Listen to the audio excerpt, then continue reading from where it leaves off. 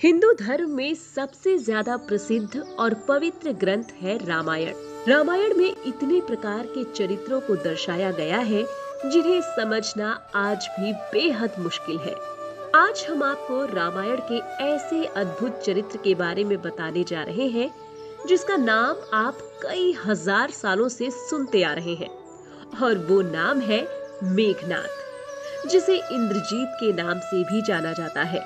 अगर आप मेघनाथ के चरित्र के बारे में अच्छे से जानना और समझना चाहते हैं तो इस वीडियो को अंत तक देखें और साथ ही इस चैनल को सब्सक्राइब करना ना भूलें। युद्ध के मैदान में सबके पसीने छुड़ाने वाला महान योद्धा मेघनाथ लंकापति रावण का सबसे बड़ा पुत्र था, और रावण की पहली पत्नी मंदोदरी ने मेघनाथ को जन्म दिया था। उन्होंने अपने पुत्र का नाम मेघनाथ क्यों रखा, इसके पीछे भी एक कहानी है।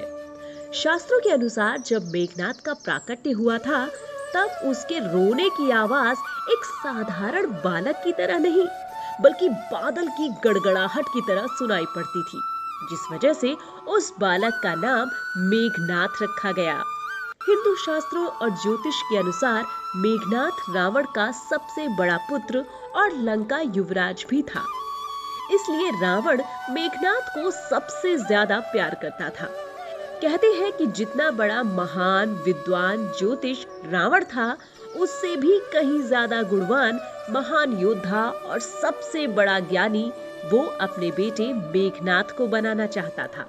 इतना ही नहीं, अपने पुत्र को सबसे ज्यादा ताकतवर और अजर अमर बनाने की कामना को लेकर त्रिलोक विजेता रावण ने सभी देवताओं को अपने पुत्र के जन्म के समय एक ही स्थान अर्थात 11वें घर में विराजमान रहने के लिए कहा था।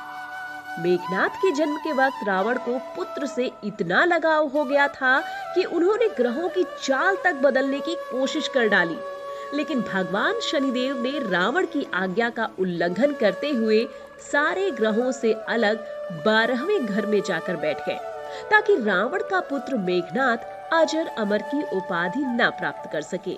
हिंदू धर्म की पौराणिक कथाओं के अनुसार स्वर्ग पर अपना आधिपत्य जमाने के लिए लंकापति रावण ने देवताओं पर आक्रमण कर दिया था।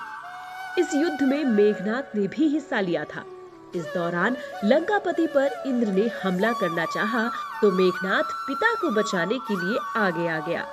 मेघनाथ ने उसी क्षण इंद्र और इंद्र के वाहन ऐरावत पर हमला कर दिया और उसने सभी देवताओं के साथ इंद्र को भी हरा दिया, जिसके बाद उसे इंद्रजीत नाम से संबोधित किया जाने लगा।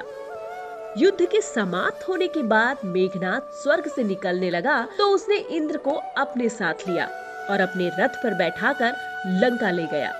इसके बाद ब्रह्मा जी ने मेघनाथ से निवेदन किया कि वो इंद्र को मुक्त कर दे, मगर मेघनाथ इस बात को मानने के लिए तैयार नहीं था। इसके बाद ब्रह्मा जी ने इंद्र को छोड़ देने के लिए उसके बदले एक वरदान देने का वचन दिया। मेघनाथ ने इसका फायदा उठाते हुए उनसे अमृतत्व का वरदान प्रदान करने के लिए कहा।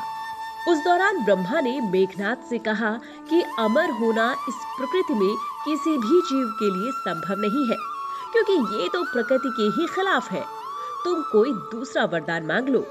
मगर मेघनाथ अपनी बात पर अड़ा रहा।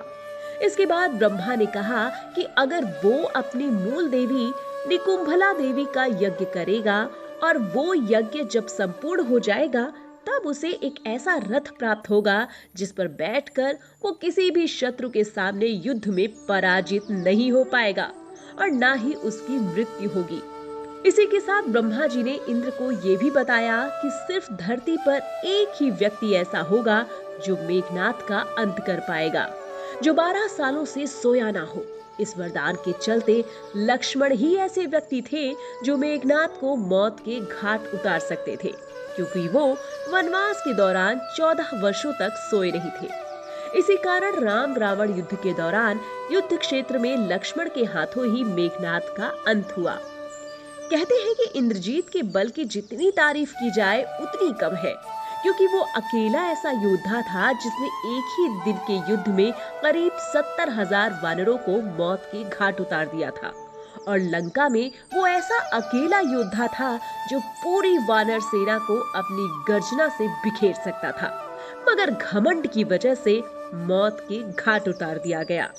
तो दोस्तों, यहाँ समाप्त होती है मेघनाद के अंत और लक्ष्मण के शौर्य की कथा। कथा आपको अच्छी लगी हो तो इसे अपने दोस्तों और परिजनों के साथ साझा करें। और हाँ, जाते जाते इस चैनल को सब्सक्राइब करना ना भूलें। अब अगले वीडियो तक के लिए दीजिए हमें इजाजत। हमारे सभी साथियों को हरे कृष्ण।